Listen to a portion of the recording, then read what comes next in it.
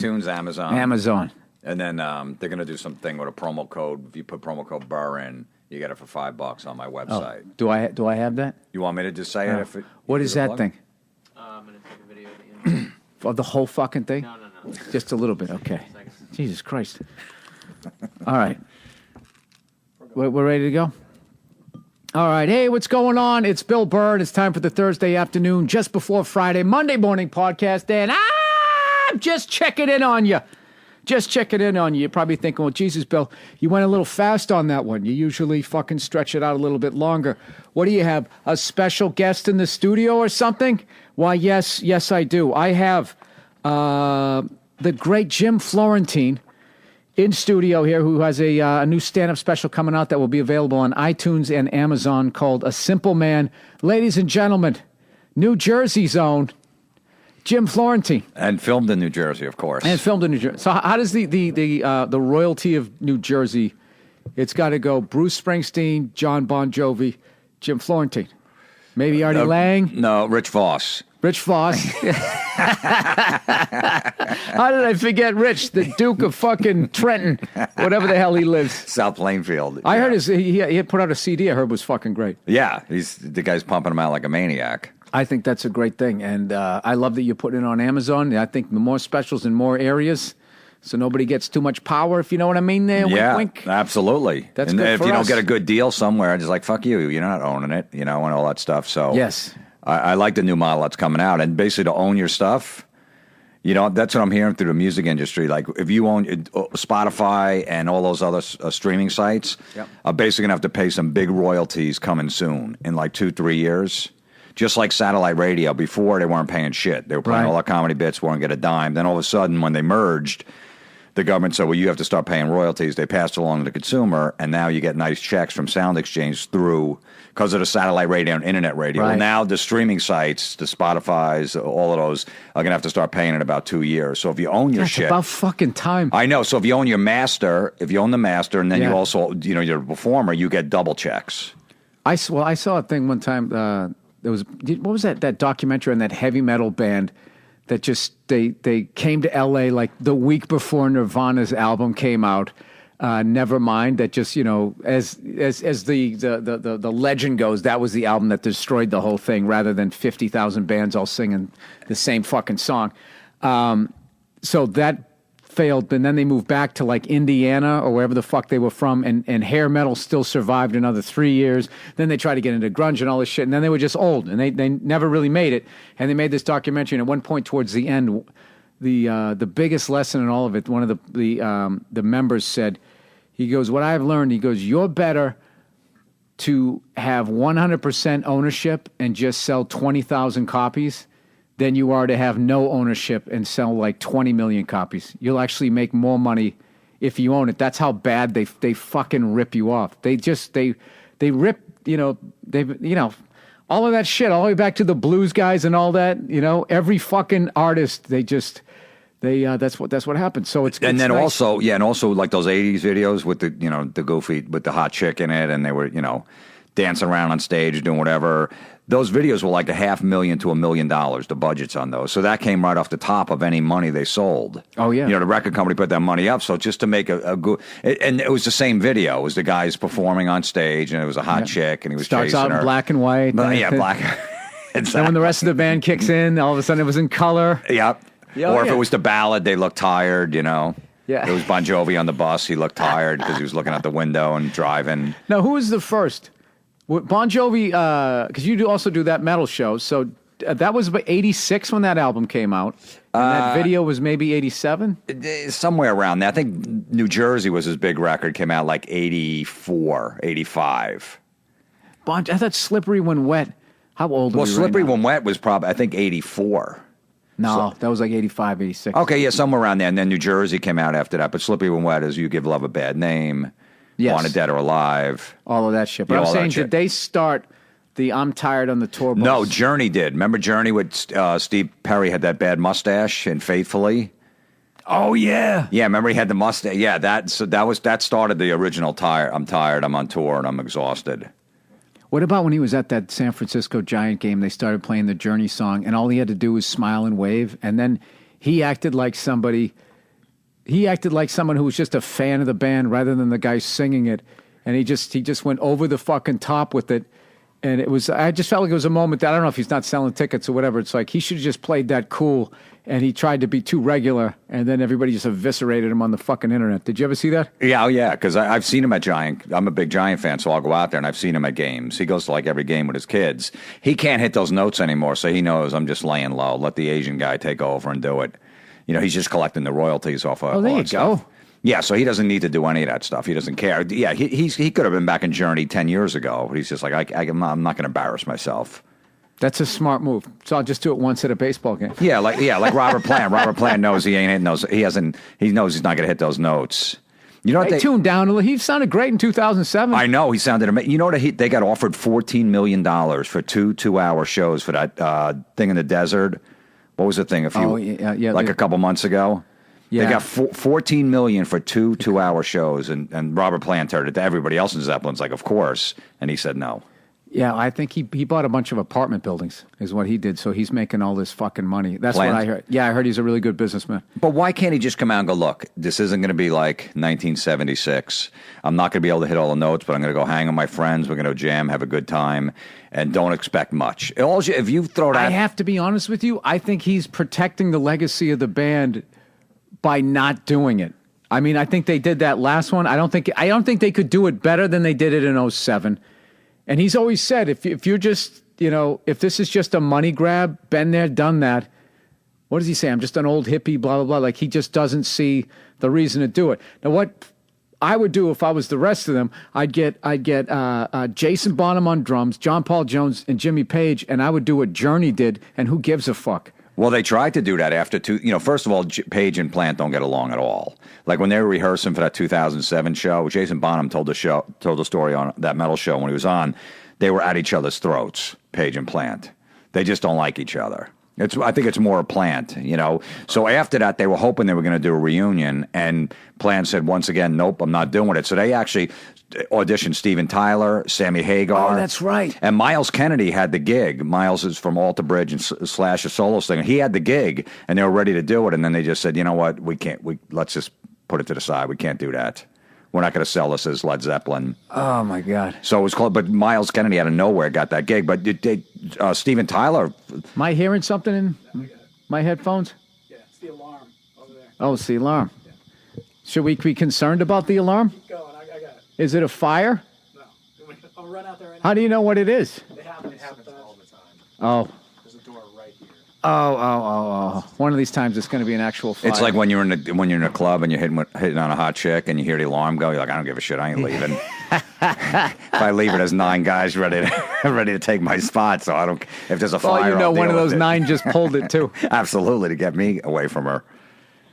So I understand Plant's thing where he doesn't want to do it. He's like, I don't want to do it for the guy's probably worth $300 million. Mm-hmm. So he doesn't need to do it at this point. You just wish as a fan maybe just a few shows.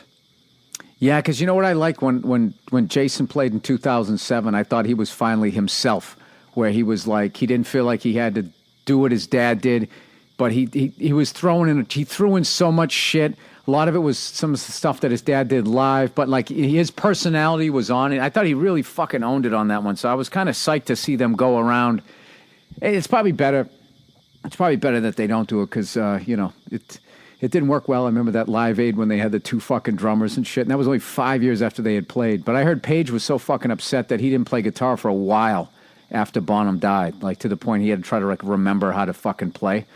That's right, because then the story was Paul Rogers came over one day and was just hanging like 3-4 years later and said, hey, dude, you can pick up the guitar. Let's see if we can write some songs. And they started The Firm after that. Yeah, so why don't they just come up with a new name and just still do Zeppelin shit, play some Firm stuff, the fucking Jimmy Page project with John Paul Jones and fucking... I know with Jason. Well, remember when Page was so pissed off at Robert Plant that he got David Coverdale and did the Coverdale Page... They did one album because Coverdale. Chris Robinson, they went out with him. Yeah, Robert Plant hated David Coverdale because he thought he was a Led Zeppelin, just a Robert Plant clone. He looked like him, sounded like him. Mm-hmm. And then Page goes, I'm going to get your arch enemy and we're going to start our own band. What do you think of that? Well, yeah, I think that'll do a lot of damage. Yeah, that definitely didn't You help. get the guy 10 years younger that can still hit the fucking notes. Well, Van Halen pulled it off because remember Sammy and Dave did that tour, the Sammy Hagar, David Lee Roth tour together. They hated each other because the Van Halens weren't talking to either. And then right after that tour, they got back with Sammy. So I guess Van Halen's like, what are they? They're selling out arenas. We should be doing this. And they put Sammy back in the band. Sammy's back in the band now. No, this was a while ago. But Sammy and Dave, because the Van Halen brothers were just blowing them off, they go, okay, the two old singers of Van Halen, let's do a tour together. And they did a tour, and they hated each other that whole tour. Because Sammy and Dave hated each other? Yeah, they hated each other since day one, but they just did it for the tour, and they were supposed to like rotate headlining every night. And Sammy was trying to blow him off the stage, and then Dave was, and it was all the egos and all the shit. So I would think Sammy would win, though. Did he win? probably, but Dave was still a voice of Van Halen. I'd rather hear, Out of Love Again and, Mean Street than Is This Love? Yeah, I always thought Sammy Hagar, when you look at his, I was just talking about this on my last podcast. This is such like fucking white guys in their 40s talk here. I know. I always thought he shouldn't have fucking joined the band. There was no upside where it was like, you're not going to follow Dave. You're not going to be like, it's just one of those things. Like, why would you go there? It was like Steve Young going after fucking Joe Montana. No matter what the fuck he did, he was always going to be not Joe Montana. And even though I won one, I get the monkey off my back or whatever, I thought he should have just stayed with his own fucking band. I mean, the guy was incredible. Voice, live, and all that. I like the direction of his solo shit. Before that, Is This Love? And they're the keyboards, and they were all walking around in the fucking flesh-colored Flashdance suits, whatever the hell they were wearing. Yeah. He had a great solo career before he joined. I know he really didn't have to. I don't think he really thought it was going to take off. I don't know. They just said, let's start jamming. And then, but Van Halen actually got bigger at that point. They sold more records with Sammy. But that was the MTV days, more like Dave was like the last of the, Panama and Jump and stuff like that. But then when Van Halen, like 86 is when they put their first one out with Sammy, they had all the videos and stuff like that. So they sold a lot more records than Dave. All right, let's try to bring this back into like this century. So yeah. People could listen. You want to hear something fucking hilarious that happened to me the other night? So a buddy of mine passed away, right? We're at that age, people fucking die. And so we did a benefit for him. So I got all these fucking comics together. There was a guy I did stand up with from 92 to 99, this guy Pete Cummins, just a great guy. And then he became a writer and did all these wonderful things and unfortunately had a heart attack and died. So I got all of his buddies from fucking back in the day. Like Boston? Yeah, Boston guys. Right. Like, some guys who are like not doing stand-up really anymore. And we all fucking came out. It was hilarious. We're all standing around, fucking dad jeans and bad hairlines and shit. And I'm looking around going like, wow, man, we are fucking old before the show. And it's just like, Jesus Christ, this crowd looks kind of young. I hope this is going to go all right. And it went perfect night. Except for one fucking dude, but he was on some medication. He was drinking Bud Lights. He repeated a couple of jokes. It was fucking hilarious. He had one guy had a tough set. So I was on stage and, I was making fun of fat actresses complaining and shit, and then I was just going, look at me, I'm a bald redheaded male. You don't think there's a glass ceiling on the parts I can get out here, and shit like that, right? So at the end of my set, I'm doing the meet and greet, and this guy came up to me, didn't even want to like picture or anything. He had one of those before and after fucking hair club for men cards. I guess he did it. He goes, dude, I could get you your hair back if you want it. And it was the guy was like bald like me and then had like the fucking... Oh, really? And I was just like, I said to him, I'm like, no, man, I'm good. And he kept fucking showing it to me. And I thought I was just like, dude, I like the way I look. I don't need that wavy shit, right? And he just fucking put his head down. And he walked out like a scolded child. I felt like a fucking asshole. Like, I don't need that fucking... Yeah, well, at some point you're like, yeah, thanks, man, but I'm good. Like you give them that, but then when they keep pounding away... Well, it's one of those things, dude. I had hair at one point. I saw it got me. Okay, like I always said, if I was going to be the next Brad Pitt, it would have happened before. Like, oh, right. You had to wait till you were 48. Oh, if you only had fucking hair, it's like, no, dude. It's a wrap. Yeah, and then you can't put it on now. Everybody knows. You had to do it in that transition stage where you were losing a little, but I was like, did he do something with his hair? You can't. Dude, there's so many guys. There were so many guys hanging off the fucking ledge and all of a sudden pulled themselves back up. Like, there's so many fucking guys. I just didn't give a shit. Like there's certain point of like, you just gotta, you just play the hand you dealt. You're going to look way fucking better. Although some people that I know, they got some really good ones, but, I don't know. I I don't get, dude. I wouldn't even do that laser eye surgery. Yeah, I won't do that either. I'm waiting till like 100%. You're fine. Yeah, exactly. There's a couple cases of a guy's foggy and he can't see, and then it's they messed say up his vision. if you're over fucking 45, it only lasts for this amount of years, and then what? You're gonna do it again? Fuck that. I know when they're operating on your eyes. Yeah, no fucking you're way. fucking sitting there looking at it as they're doing it. That's too much. So, But you did the right thing with that guy. You said, "Nah, I'm good," and then he kept pounding away. Some guy no, wanted. I laughed. I thought it was Right. It was fucking hilarious. And then when you said, "Dude, I'm good," and good. he walked away. I was just like, dude, I don't need that wavy shit. Because it's always the guy with the wavy fucking hair. It's never anybody with like looking like those guys in was it Oasis? They never have that Beatles Yeah. haircut. It's always the fucking wavy. And I was just like, yeah, dude, I'm good.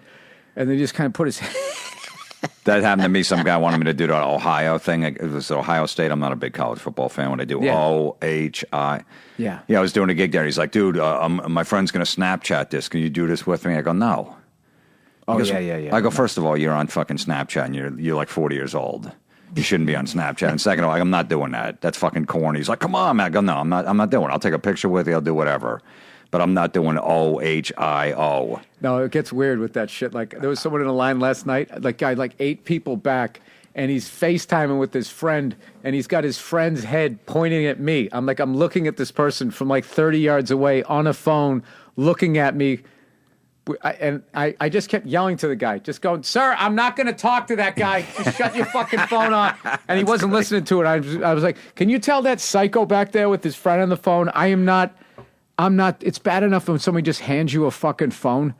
Hey, can you say hello to my friend that fucking," you know what I started doing? I just channeled Patrice. I would just start hanging up on him.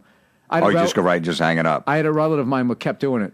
I used to call, it's one of these guys I talk to like once or twice a year. "Hey, Bill, how you doing? Blah, blah. Hey, I'm in your hometown. You remember so-and-so?" And he would just hand the phone to him. And the person on the other end didn't want to talk to me either. Right. And it was just the worst fucking thing. So I would go, "Don't do that. Don't do it. Don't." And he would hand it to me. And and then I just started fucking hanging up. And it just stopped it. And he got so fucking mad at me. It was just like, "Dude, I'm asking you not to fucking do this. And you're still doing it. You're leaving me no choice here." Yeah. And then he tried, "Oh, what do you think? You're too good for that?" Yeah. You're too good. Everybody's too good for that. Right, exactly. You want to talk to a complete fucking stranger who doesn't want to talk to you on a phone? Well, people used to do that to me. Like, "Hey, say hello to my friend." I'm like, "Hey, how you doing?" "This isn't Jim Florentine." I'm like, "Yeah, it is." He goes, "What are you doing in St. Louis?" I go, "I'm doing a gig." "There's no way. There's no way you're in St. I'm like, "All right." I go, "I'm not going to argue with you. Here, take the fucking phone back. I'm not arguing with you. Go to my website. I'm at the fucking Funny Bone. Whatever. Who gives a shit?" No, it never fucking ends well. But anyways, how's your? I know your team. Don't tell me the Dolphins. I just went to the Dolphin-Raven game last week in Baltimore. They got their ass kicked.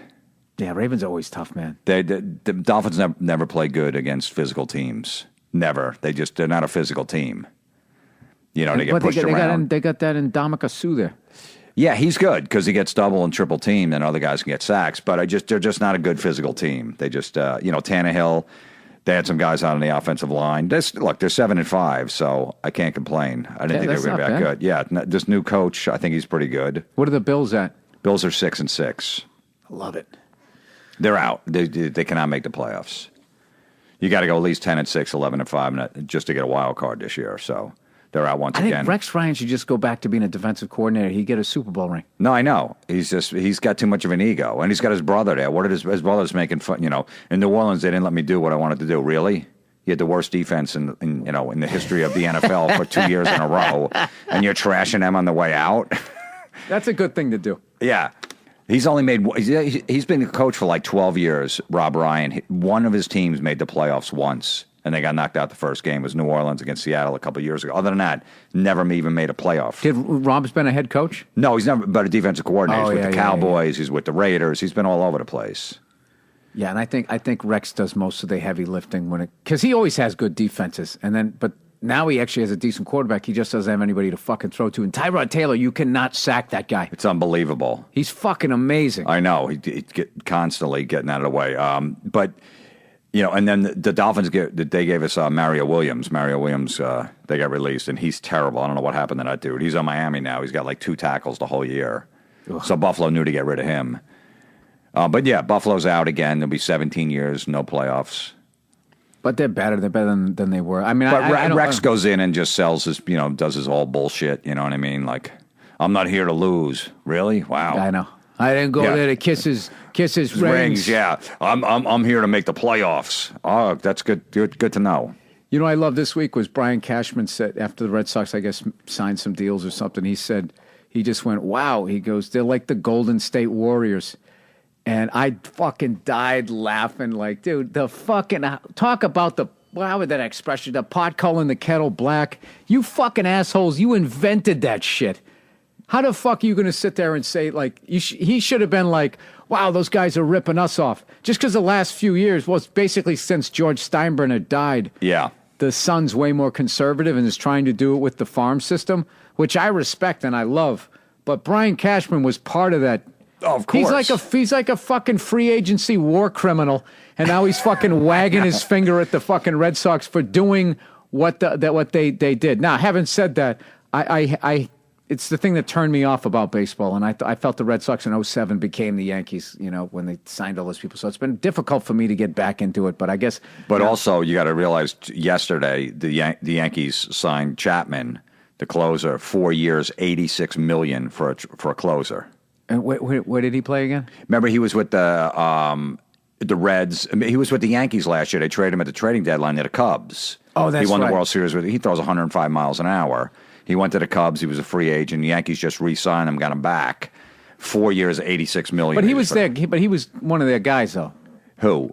Chapman? Yeah. Chapman was originally with the Reds. He got in some trouble off the field, and the Yankees got him and for half a season, traded him to the Cubs. Fucking Reds. What kind of trouble does somebody get into that you fucking trade away a 105-mile-an-hour pitcher? I know. He just didn't. He didn't exude the what we like to give to our. What do they say? The persona of our team. Yeah. We have a code. We have a code here in Cincinnati. Why don't you throw it out the fucking window? The guy's throwing 105 miles an hour. Exactly. Let him do what he wants. Yeah, he's going to grab some titties at a fucking Hooters. You know what's funny? As I was saying that, I was like, is now that going to be a thing? The fucking internet now. Was he advocating sexual assault? That happens now every little fucking Oh, thing yeah, you say. absolutely. Yeah, this like I didn't look at this special I filmed like a little over a year ago, or a year and a half actually. It's been, and there's stuff on there that I had to look back. I was trying to do a trailer, and I'm like, holy shit, I said that. I go, it's probably what I said a year and a half ago. Was like, I can't believe he said that. Right. And how quickly it goes. Where did you film it in? George Street Playhouse in New Brunswick, New Jersey. It's right down the street from the Stress Factory. I was going to say. Yeah, it's like a 600-seat theater. Was Vinny upset? No, Vinny helped promote it. I had to get him. I had to work him in. He had to wet his beak. Yeah, absolutely, because Vinny runs that town. That fucking guy, man. And he was going to do a set. He was going to open the show and do 10 minutes to warm up the crowd. Of course, he was late, and he didn't. Oh, it's so he didn't. Yeah, I'm sorry. I would have broke his here. balls. I would have been like, Vinny, I'm trying to have a good special here. I know. I had a backup just in case. So, but yeah, so I cut Vinny in on it. Basically, they sold tickets to the Stress Factory. So. Oh, that's cool. Yeah. So you kept everything. Yeah, we're friends. We started comedy back together years ago. What year did you guys start? I started in 91. Oh, I started in 92. So he started in 91 too? Yeah, 91. And he was probably already married with like 19 kids. Oh, yeah, he was married with like 3 kids. He owned a florist. He was a fucking maniac. I was booking like this open mic thing on a Monday night at a strip club. I remember when I met him in the mid-90s, he was such an angry man. He was, you could feel it off of him. He was going through that first go around. And then he's just become the exact opposite. Now he's like fucking Santa Claus. He used to just, like, in the 90s, dude, and I was an angry, fucked up dude. So every once in a while I would meet someone who matched my anger or surpassed it, and I was always just like, all right, I'm not going to fuck with that guy. Like, we have a running joke, me and Opie, from Opie and Anthony, and whatever the fuck they're calling it now. We recognized both of us were like this fucking level of anger, and just how everybody got thrown under the bus on that show, and eventually it was argument. I had a big argument with Patrice on that show, and we both. I think he was the one who brought it up. He was like, dude, the first time I met you, I sensed this fucking anger in you. He was like, I'm going to stay away from that. I was like, dude, that's what the fuck I was. Because if you listen to his show, you'll never find a clip of us. It will be everybody trashing everybody. We never lob one at each other. I don't know what. There was just something about the guy. I'm like, this guy's like, he might be even angrier than I am. So I just completely stayed away from Yeah, it. no, that's a good move. No, Vinny was very angry. I remember this comic because Vinny had the comedy club like in '94. He had this Stress Factor. It was in another spot, it's in a hotel or whatever. And my friend, this guy Eric McMahon, a local comic, I go, he books it. Go give him your card. And he goes, hey, I'm a comedian. I live in New Jersey. He goes, I'd love to do your club. Here's my card. And he goes, this is your card? He goes, yeah. And it was a nice card. Had his headshot on it. Vinny just ripped it up right in front of him. We just walked away. Why? And then he just saw, and then he came back and thought it was funny. And the other dude was so pissed at him. He's like, what a fucking asshole. You know, and shit like that. And that's just the way Vinny was. Just a complete if he was just fucking around, that's hilarious. I don't know if he was or not. But yeah, he was angry. That's why I liked him. I loved angry dudes. Well, you know, when the first time I did the Stress Factory, I worked with Artie Fletcher. Remember him? Yeah, he's still a friend of mine. Yeah. Well, he tells everybody we are. So he's in Florida now? Yeah, he's in Florida, St. Pete, yeah. So we worked together, and, you know, of course I didn't draw anybody. Like, Vinny was giving me a shot, and I made fun of the club. And I was this no-name comic, and I think because I didn't realize he built most of it at the time. Now it's a really nice club. You remember when he first opened it? I mean, it was a dump. So I fucking made fun of it, and but I still killed. And making fun of the club was killing and all that. And then I remember he called my manager at the time, just being like, "Yeah, you know, you didn't get the job done." He didn't get the job done, and he fucking wouldn't. He didn't work me for like 7 years after that, and I don't think he fucking worked me until after Opie and Anthony. Maybe a little before that, he started to work me. Was that when it was in the hotel? Because he used to have it in a hotel before he moved it to the... Okay. It was the same spot. I helped paint that place when he moved it over there. I was there when it was he couldn't have been over there more than two, 3 fucking years. He had the creepy bicycle hanging from the fucking ceiling. Yeah. And that stage was fucked up. It was I can't remember, but it was a dump. But then what happened over the years? Then he redid the floor. He got the smoke eater, and all of a sudden it was amazing. It went from like this fucking D-level room to now like that's a place. I love that place. Yeah, it's one of my favorite clubs. Vinny probably wishes I got to that part sooner in that fucking story because he's probably calling you're fucking trashing the club on the goddamn podcast or whatever. He is normal now. Like he's on the committee. He was running for council in his town and stuff like that. Yeah, he's evolved. Yeah. It's funny though. When you get to be our age, like one of two things happens: either you fucking evolve, you chill out, and you learn how to like enjoy life, or you are literally the exact same fucking person you were when whatever. I see people either way. They become dads or whatever. They just changed. They've mellowed. They're not as angry. They're happy, blah, blah, blah. Or they are literally the exact same fucking person they were when I met them in the 90s. Yeah, and you don't want to be that guy. I know that, like when I got married and had a kid and moved to the suburbs, I'm like, man, I'm going to be tough to talk to neighbors and hang out with them and talk fucking, school districts. And then I got to go basketball camp and sit next to them at Chuck E. Cheese. And I love doing that. I love hanging out with my more normal neighbors. We walk our kids to the bus stop every day. We hang. I go over there. They come over to my house. It's fucking great. Yeah. I love being around other parents and stuff like that. I thought, this is going to be a nightmare. I wish I knew when I was younger that was, that actually I would think helps your comedy. Because I always thought like, when we were coming up, you just, oh my God, you get married and have a kid. That's it. It's fucking over. Yeah, your career's over. Yeah, you're not going to make it. That's what always cracks me up when they talk about like the pressure like women have becoming pregnant. Like how do I keep the career and blah, blah, blah, blah. And I understand that in the real world, but like in show business, I think everybody, man or woman, that if you're on the performer side, it's just like that. I'm fucking done. You just feel like I have to be at a certain level of selling tickets for my wife to still believe in me. Because if you're still like, not selling tickets, they're going to be like, you're doing this comedy thing on the weekend. I need a solid paycheck. Yeah. I need to know that there's money coming in. Like, how many fucking guys did you see, though, that kid just fucking took him right down to the mat? A ton, man. When I first started, I remember Ray Romano was married with 2 kids at the time. I'm like, how can he juggle both? I never knew how he could do that. Yeah. I'm like, how could he be funny and have a family life and shit like that? And I always thought there's no way I can have that. I probably would have screwed it up in my 20s and 30s. Once I got to my 40s, I'm like, all right, I could do this. I absolutely would have fucked it up. Yeah, I would have been a fucking lunatic. And, I think there's a reason I waited so. I mean, most of it was fear, but a lot of it was I was a fucking lunatic. Yeah, same with me. I'm like, I'm going to screw this up. I'm going to fuck some girl on the road I shouldn't be doing. You know what I mean? As you get older, like that shit doesn't even, it's not even part of the equation when you have a bad set, you take it home with you, take it out on your fucking absolutely, family. yeah. Maybe if you didn't have me fucking doing the dishes all the time. I know. If you would have let me take a nap. And I had to watch the kid. I had to work that night. Yeah, all that shit. So no, when I look back to all the fucking shit that I went through that I really did not have to go through, and that's why Verzi cracks me up. You know Paul Verzi? Yeah, right? yeah. Like I just was like, dude, where the fuck were you? I wish there was a version of you maybe there was. I just didn't pay attention. Like he has the most fucking normal life. Like, and then he just goes on the road, as a comedian. Then he comes home like completely fucking normal.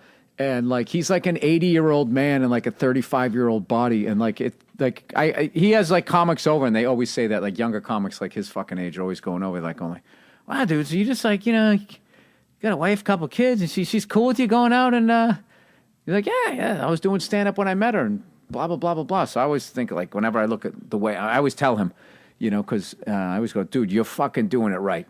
No, absolutely, totally doing it. You did it. He's doing like that's the way Ray Romano did. Ray Romano got married at the regular age, started a family at the regular fucking age, and all of that, and still hit. And what's great too is he got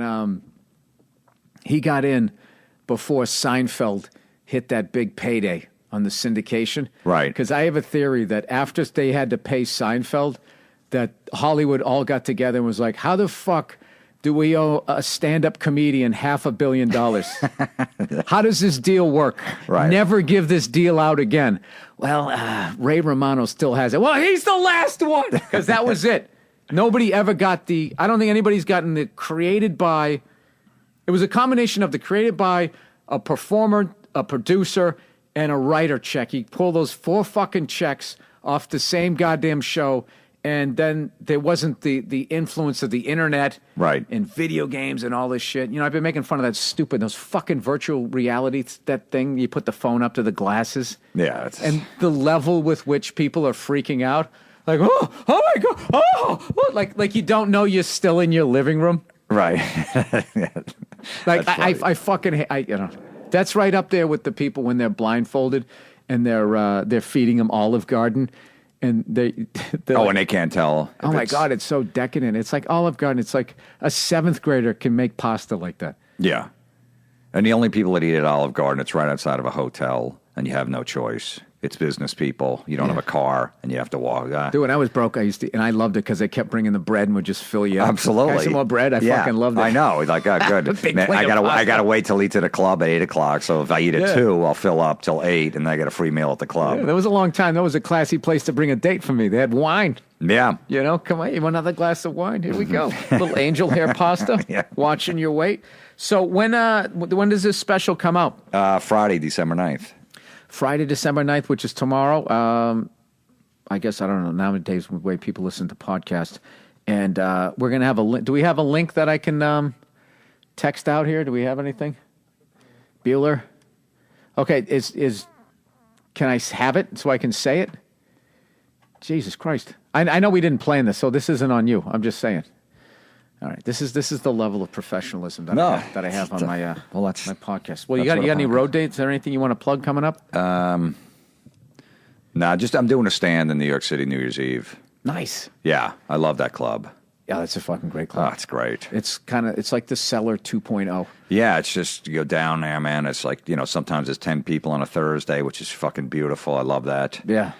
And just do it, and just record your sets and work it out. I love playing that place. And Bennington's going to host that night. Ron Bennington, he's doing stand up again. Yeah, so he's the host that night. I didn't even know he did stand up. I guess he did it back in the day. I guess he had a club down in Florida when he was on. I don't know. I don't remember this, but that's what they were saying. And then I did this thing with Bobby Kelly called Creeps with Kids. It was me and a bunch of other comics who had kids, and we did a whole show. And Bennington hosted and did stand up on it a couple months ago.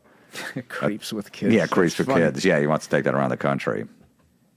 I did one of his Ron Bennington, whatever the fuck he called it. The Unmasked. Yeah, I was going to say Exposed. He just flashed the crowd.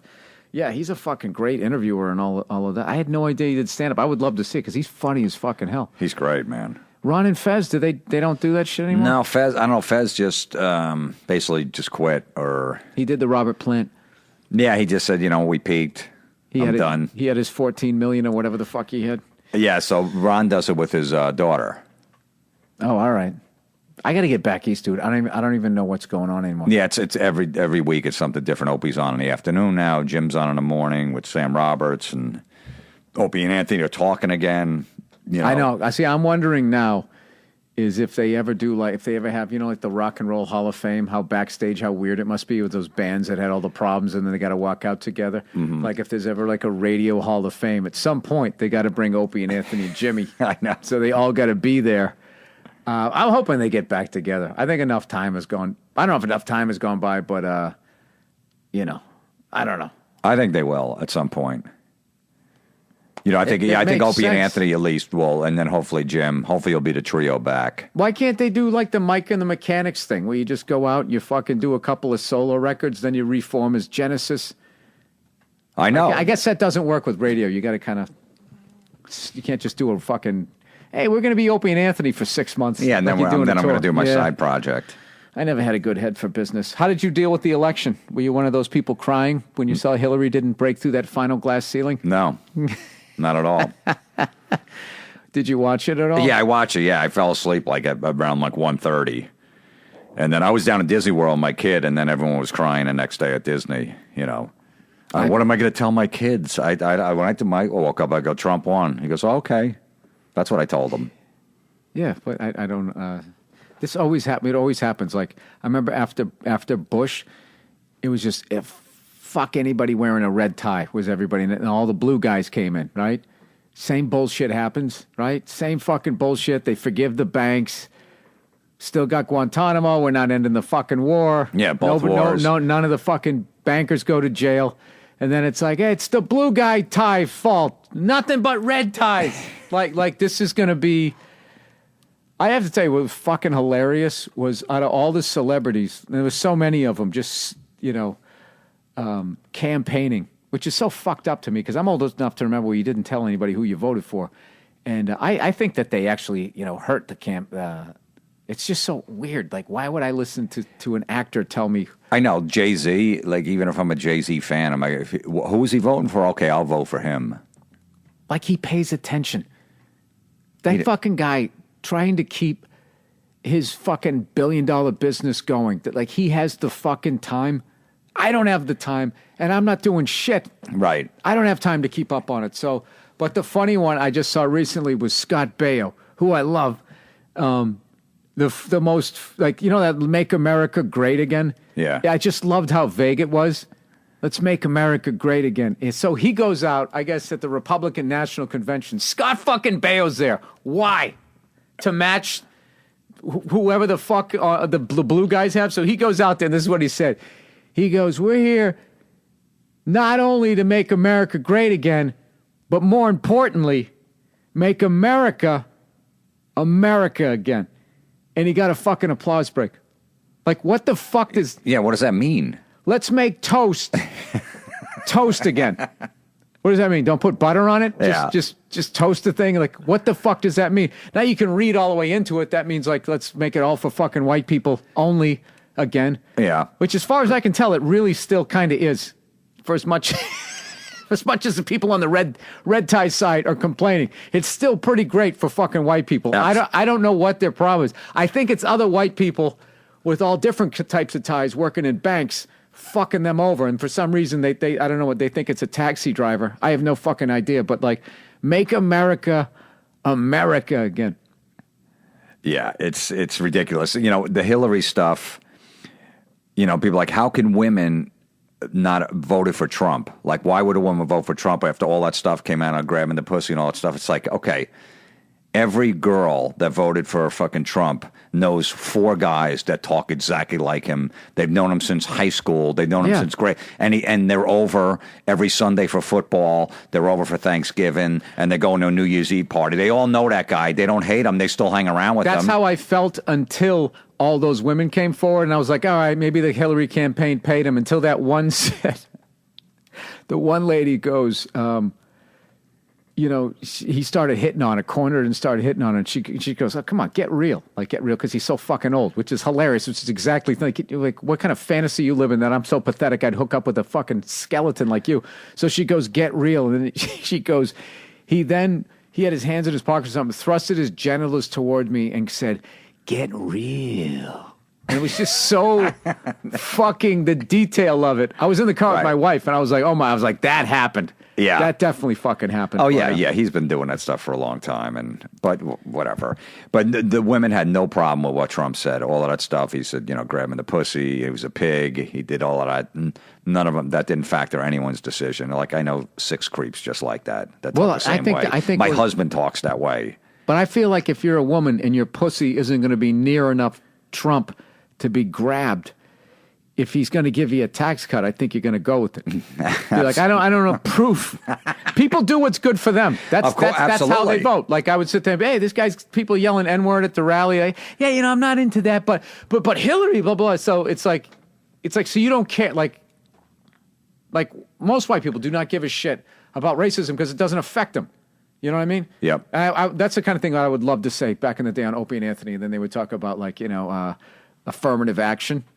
These white kids can't get in the fucking school. It's like, dude, if you can't beat out the inner city kid who probably had fucking shittier books 20 times, you shouldn't be fucking going there. That's like when people out here, they'll run into a bad club owner out here.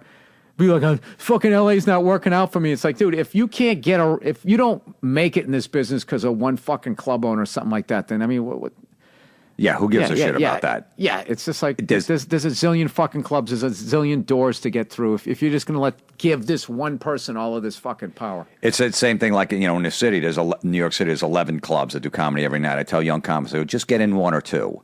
Don't worry about the other 9, and then eventually you'll get them in. Who cares that Dangerfield said you're not right for the room? Who's right for that room? Nobody is. Nobody's right for that room. Don't take that personally. Go work at the fucking stand or Stand Up New York. You'll do better there anyway. I did a pop-in spot there about a year ago at Dangerfield. Oh, and it was literally like no time had gone by. In that nothing had changed there. Obviously, different faces. Chario's still a waiter there, as far as I know. And I fucking went up in front of this crowd and just fucking ate it like I was a fucking 3 years into the business. Just went up there. They finally fixed the sound. Do you remember at that club, the fucking reverb was cranked up so fucking high for like fucking 8 years. And there was this little mixer up there. And it was all somebody had to do was just fucking fade something up or down or turn a knob. And nobody did it for 8 years. I just remember if you did a bit that was loud and it bombed, how there would be that fucking echo. Yeah. Like when Dean Martin would sing at Capitol Records, it had like that fucking echo thing going on, and it made it like it's almost like it bombed twice because they got to hear the echo of whatever they didn't fucking laugh at. But dude, I haven't done the clubs back then, and so I've been out here for a while. Well, that room was, they don't tell you what the cover charge is. A kid comes in, 22 years old, with his girlfriend, some chick he's trying to bang. Yeah, let's go to Dangerfield, Rodney Dangerfield. Yeah, and they, come on in, sit down. The cover charge is like $19. This is like in 1995. Like 19 a head, and the drinks are like $19, and it's a 2-drink minimum. So, the comedian's up there, and all of a sudden he's like, let's get out of here. This sucks because nobody's laughing. You're in the pitch black dark. You can't see a fucking thing in front of you. And then the 19-year-old kid that's trying to bang this chick gets a check for like $102. He's been in the club for 30 minutes. Wow, $102. And you just hear screaming in the back. You got to pay. Well, I didn't know it would cost $19 to get in. $19. They don't tell you anything. Nothing's posted. Oh, God. And then, if you're going to... Still a great club, though. It's a great club. No, absolutely. Check it out. I don't want to shit on all these No, it is. For and especially in New York City, where you could actually do 25 to 30 minutes. You can't do that in most of the clubs. Well, Jim Norton was the guy that got us all in there. He got all of us on Opie and Anthony, and he got all of us to do Dangerfields before that. Because he was one of those few... Well, I guess because he was a Jersey guy. But like so many of those New York comics were just content to just do... the New York clubs. Yeah, the comic strip, and that was it. And do their 20 minutes. And it's just like, dude, don't you want to expand this? At some point, you're going to have to do... Back then, remember, it was 45 minutes to close. Then it became an hour. Now you got to do like an hour plus. But back when we started out, it was the opener did like 10, 8 to 10, brought up the feature who did 20, and then or 25, maybe. Yeah, 25, yeah. Maybe a half at the most. And then the headliner did 45. That was your show. 90 minutes, So, yes, 15, 30, 45. Yeah. And I remember thinking, oh, my God, how the fuck do you do 45 minutes? How do you get that last 15 minutes together? Now it's like you got to do like a fucking hour and 10 minutes, hour and 15. Yeah. I saw, what's his face last night? Jesus Christ, I'm getting so old, I just spaced on his fucking name. The guy from Black Flag. Henry Rollins. Henry Rollins. Jesus. Oh, he's doing his spoken word thing? I got to stop fucking talking on myself. I got to get one of those headpieces because I really think it's fucking with my memory. Henry Rollins, right? I fucking went to see the guy. Dude, that dude, he does like 2.5 hours. And it's just like, he's like, it's fucking unbelievable. And he's intense, right? The whole 2.5 hours. The whole fucking time. It was funny. DeRosa goes, I was with DeRosa. I'm like, this fucking guy. Dude, he comes out. It's like when they go, ladies and gentlemen, please welcome Henry Rollins. They barely get the S of Rollins, and he's fucking out there, right? And he comes walking out, and he does this bow, and his fists are clenched, and then he takes the mic out of the mic stand, and then he starts wrapping the cord around his fucking hand. It was the guy was fucking amazing. And I made DeRosa laugh my ass off because we were watching the guys go, oh, Jesus Christ, this guy's go fucking intense. And he goes like, yeah, dude, and he's stone sober. I was like, Joe, I got to tell you something. I don't think I've ever seen a guy who needs a drink more than this guy. This fucking, like... And he doesn't take any water. Like, he doesn't take a break. I heard, like, he won't even reach for water during his set. I'm telling you, dude, it was like... Just full on for 2 minutes. Yeah. It was like... I'm trying to think of a band. Yeah, I guess it would be like if you never heard of AC/DC, you know, they don't play any ballads. Yeah. And if there was no talking between songs, and it was all Whole Lotta Rosie... Right.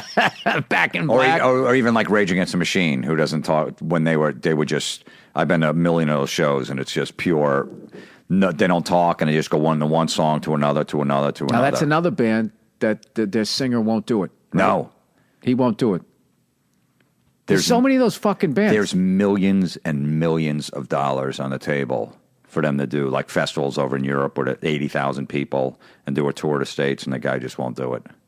Well, this is the thing. If you're in a band, okay, and you start seeing your lead singer like reading a real estate book or something on business, you got to burn that fucking thing because he's going to invest his money wisely and then he's not going to need to do it and then you're going to be fucked. I just can't imagine like, first of all, I can't imagine the pressure of the lead singer where it's like, what if the drummer fucked up and doesn't have money. And it's just like you could just go do a fucking tour just to help him out. You got the pressure of him going, come on, man, I'm going to lose my fucking house here. And he'd be like, dude, in the 90s, we made enough money, you never shut at work again. Well, I was bad with money. Yeah, well, that's... Can you just do 3 gigs? That's the thing, supposedly with Journey, they all invested their money. And that's why Stephen Perry has a lot of money. They were like the first rock band that really like put their money away and had good financial planning and stuff. So they didn't have to do that. They didn't do anything for a while until they got, the Asian singer. They had another guy in there before, but they didn't have to do it. But yeah, a lot of bands but this guy in Rage Against the Machine, they have a band meeting once a year. He doesn't even have a cell phone. They have to like call somebody to call somebody. It's almost like when they were, like trying to find Bin Laden. He shows up, they talk about Rage Against the Machine, you want to put this remaster out, whatever. Yeah, okay, they hang for a couple hours, and then he goes, all right, I'll see you guys, and then you don't see him for a year. Wow. And they're like, look, there's about $80 million on the table if we do about 50 dates. Nah, I'm good. I'm all right. Jesus. Well, supposedly the rumor with Guns N' Roses, they got back together. Slash going through a divorce. I don't even know if it's final yet, but he had no prenup, married for 20 years in L.A. with 2 kids.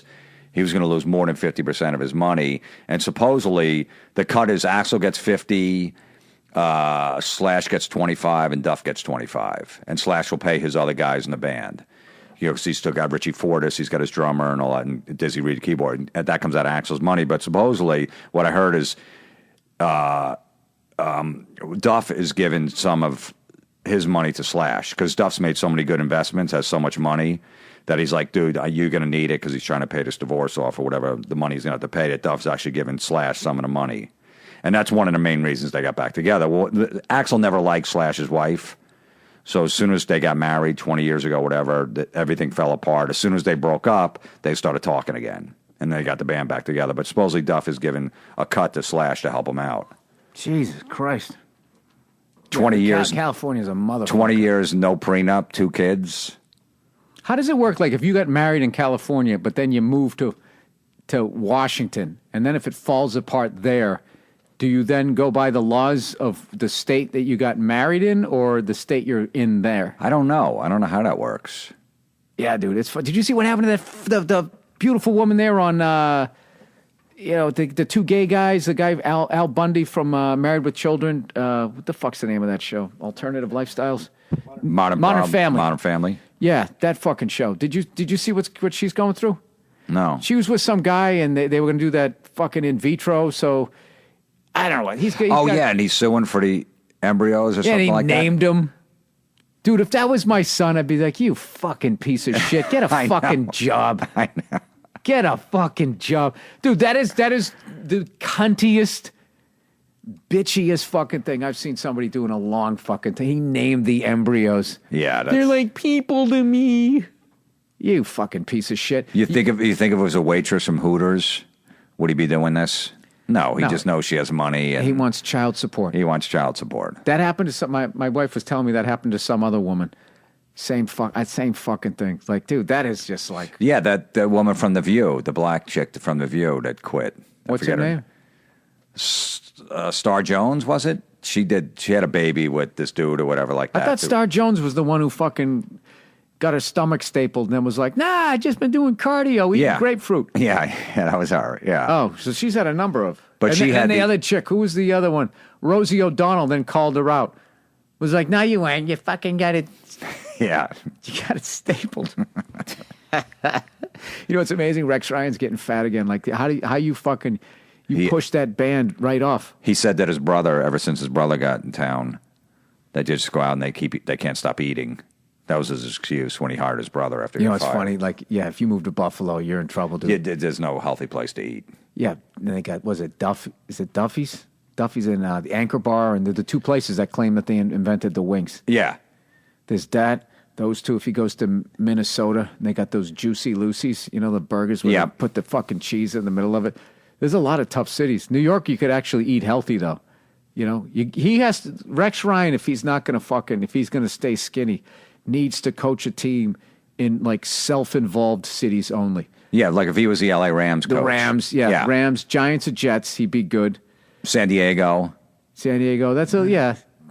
He'd meet some, That might fuck up his marriage, though. There's so many beautiful, cool chicks down there. You might have a fucking problem, Yeah. They're all walking around in sandals. He's into feet, You walking around with no shirt on and shit, So, all right, we're gonna wrap up here, dude. It's always so great to see you. I'm so proud, man. You got this special coming out once again called The Simple Man. Simple Man. A Simple Man. You can see it starting tomorrow, December 9th, 2016. If you listen to this 20 years in the fucking future, iTunes and on Amazon, and was taped in New Jersey. And you said you taped it how long ago? Like a year and a half ago? Yeah, it was about a year and a half. Yeah. Oh, so you already got your new hour? You ready? To go? I'm ready. I'm ready doing one in about a month. Dude, I'm not. Mine's coming out in January. I taped it in October, and I've just been sitting around waiting for this kid to show up. So, and once that kid, the floodgates are going to open. I know. I'm gonna be like, hey, you ever been changing a diaper? What's up with that? I don't want to be the fucking... No, you won't be there. I thought I was going to be too, because all my friends are like, oh man, you're going to have a kid. You're not going to be doing kid jokes, are you? Start tucking my shirt in and wearing a sport coat. When you go on stage, the dad shit with the fucking Gap jeans. Yeah, well, that's the thing. When you first, the first 6 months is hairy, man. It's no sleep. Everyone's cranky. You're up every 2 hours. You have to take shifts or whatever like that. And you just got to make sure you almost like don't put on that dad weight in the beginning. Yeah, no, I'm actually trying to drop a bunch of weight before the kid gets here. Just because you're going to be so exhausted. If whatever your workout is, you're going to fuck that. I'm taking a nap.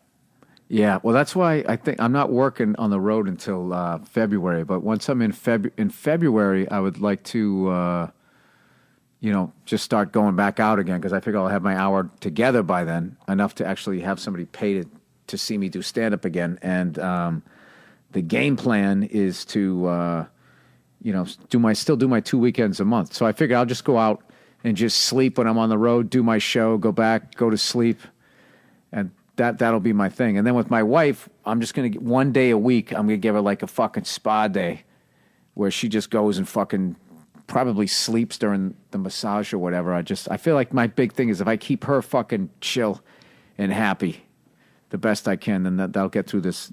You know. Absolutely, yeah. That's what I did. I slept on the road. I did all my work on the road, too. How old's your son now? He's 3, 6. 4? He just turned 6. He's 6? Where Yeah. the fuck are the years going? Yeah.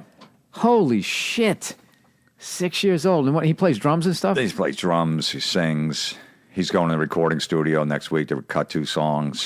He's got 2 originals. One's called Evil Pumpkin because he had a dream about a pumpkin. He already wrote the lyrics for it. And Lemmy Went to Heaven is a ballad because he was a Motorhead fan. He never got to meet Lemmy, so he sings about it. He's insane. Jesus Christ, dude, you're raising him right. Oh, yeah. Taking him to Dolphin games. He's been to 3 games already this year. Is that right? Oh, yeah. He loves it. Dolphins game? You Took him down to Miami twice. We went to the Ravens game last week down in Baltimore. He almost met Marino. He's a big Marino fan. Some friends with Marino, so we're trying to get on the field. We couldn't, so he's Dad, you got to meet. I'm like, look, he already met Ozzy. Jesus He's pissed that he Christ. hasn't met Angus Young. I'm like, that's a tough one to pull off. I don't know if I can do Yeah. You can't get near those AC/DC guys. Brian Johnson, when he was in the band, you could, but that's tough to get close Yeah. to. We had him once on that metal show. I met him once. So You that met was who, good. Brian Johnson? And Angus. Wow. Yeah, Angus was on. How was that? It was great, right when Black Ice came out. That was like in 2008 when we first started Yep. doing the show. Yeah, and I ran into you at the Forum. Yeah. We went to the show, yeah. I'm a huge AC/DC fan. What were they like? I know Brian's cool as Well, hell. first of all, my son saw AC/DC with Brian Johnson and Axl. So he's seen him with 2 different singers, which is great. And he loved both of them. Well, Axel did a great job. He did an amazing job. I saw it twice in 1 week. It was so good. You know what's amazing about Axel's voice is the fact that he was a hermit and didn't tour forever. He still has it. It's amazing how that guy. I give him the comeback player of the year. Between Guns N' Roses doing 2.5-hour shows and pulling off the Bon Scott and the Brian Johnson AC/DC stuff, he supposedly he had a he just realized all these guys dying, David Bowie, everybody, all these rock stars dying. He's like, what am I doing? Seriously, at this point, let me go back out there. Let's get the band back together, go have fun, play stadiums, and then he was a huge AC/DC fan, Bon Scott fan. That was his favorite band growing up. Right. He actually made the call. He called them and said, hey, if you guys need any help, just let me know. And they go, well, come down and audition. And next thing you know, he had the gig. Wow. And the Bon Scott shit they were pulling out, like the stuff they haven't done in years. If you want blood, you got it. They were doing live. Oh, did they? Live Wire. Killer shit.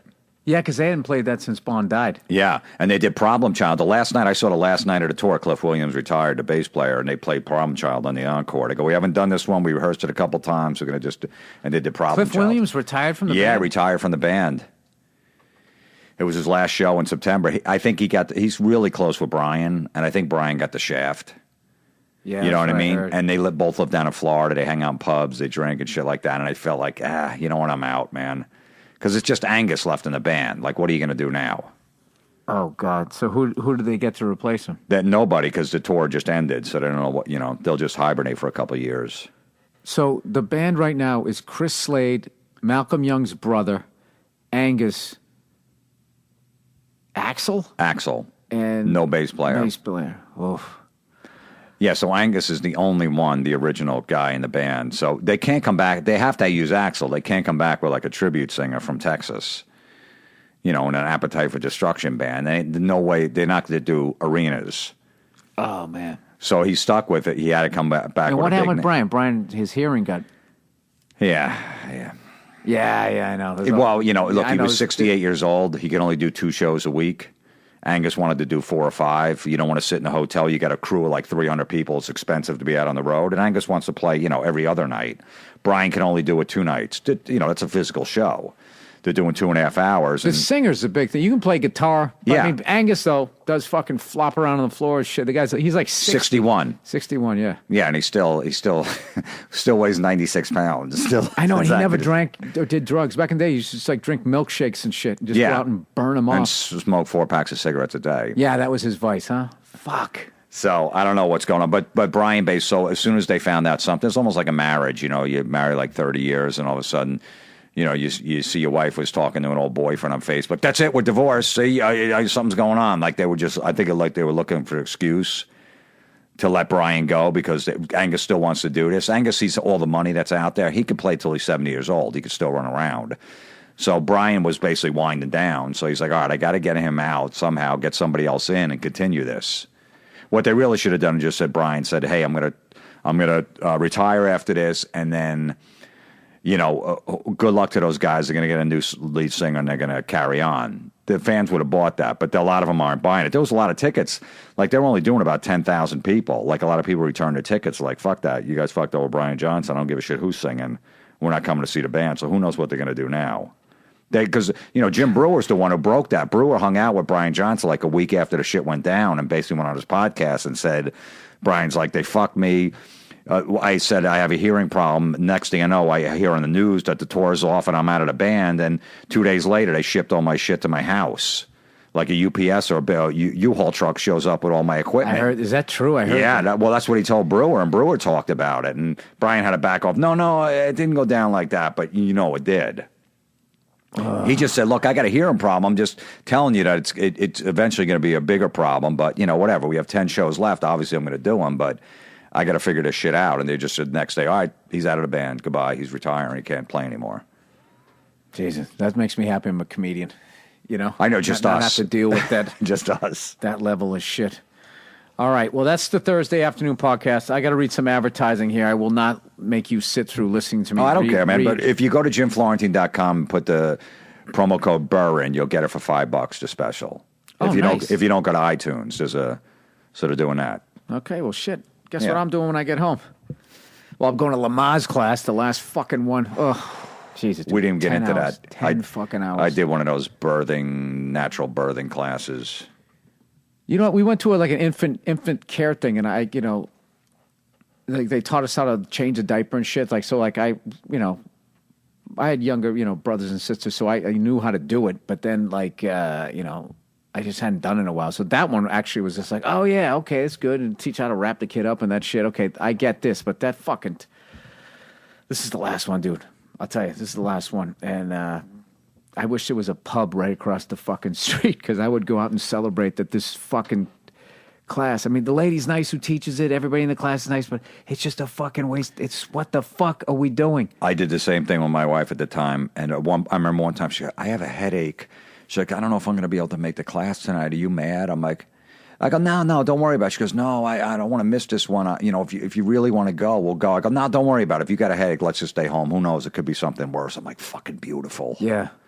Because you have to take the bullet and go, yeah, no, we'll go. And you just sit there and like, okay, look, there's going to be 6 other people in the room that went to fucking school for this for 8 years. I'm just some fucking asshole. How am I going to help? It's the stupidest fucking thing ever. It's the stupidest thing ever. There's 6 doctors in there that know what the hell they're doing. Yeah. And I'm just standing there. It's the only fucking medical procedure that you're fucking in there. I worked in a dental office. My dad would tell him, get out of here. Because they're going to see blood. You're going to faint. Now I got 2 patients. Get the fuck out of here. I don't need you here. One more, dude. Just the amount of fucking times I look at that clock, dude, it's insane. No, I know. It is insane. Because it's like 2 hours, right? 7:01, 7:02, 7:04. Don't look. 7:06. Fuck. And then they bust out like a film strip, a little video, and I'm psyched again. It's like I'm in high school again. Oh, good. A fucking film strip. I can just fucking chill out and not think. Well, mine was showing like natural birth, like in the bathtub, and they had like the woman was putting VHS tapes in from women from like the 80s that had kids at home in their bathtub, and they're showing the kid coming out and these big hairy pussies, and like these bushes that are really high because it was so seriously from like the 80s. They were on like a camcorder and they filmed it. I'm like, you got to be fucking kidding me. Oh, at least that's funny, man. They were just fucking like, dude. What's funny? They were showing like, if the woman's having trouble, they can make an incision basically along the taint. Yeah, I know. Sorry, guys. Either vertical or like fucking at an angle. And I'm looking at it, and it's just this drawing, and I was going like, Jesus Christ, why is the clit so big? And it was the asshole. Like they was drawn so bad. It was this giant clit. My wife was dying. Because they just sort of like drew a bush a little bit, like, and then they just had like this black hole, and I couldn't tell if she was laying on her stomach or on her back, and it was just like, and it was funny. It was like a week later I said that. I said, yeah, I understand. Why did they draw the clits? No, I remember I figured it out in the class, and then I laughed to myself. Then I told my wife, and she was fucking dying laughing. I was like, well, did that look like a fucking asshole? It didn't. They didn't draw it right. All right, this is way off topic. Was it I already forgot. Jim Florentine, a simple man. A simple man. I almost said a sane man. A simple man is going to be, once again, iTunes and on Amazon. I'm going to read some advertising here. Jim, thank you so much for coming by. Absolutely, always man. a pleasure to see you. Yeah, thanks, man, for having me. I don't know. Hopefully I'll run into you back east, and we'll do a couple sets of Dangerfields. Yeah. All right? I want to go back there. I want to do a prom at 2 in the morning. All right, buddy. All right.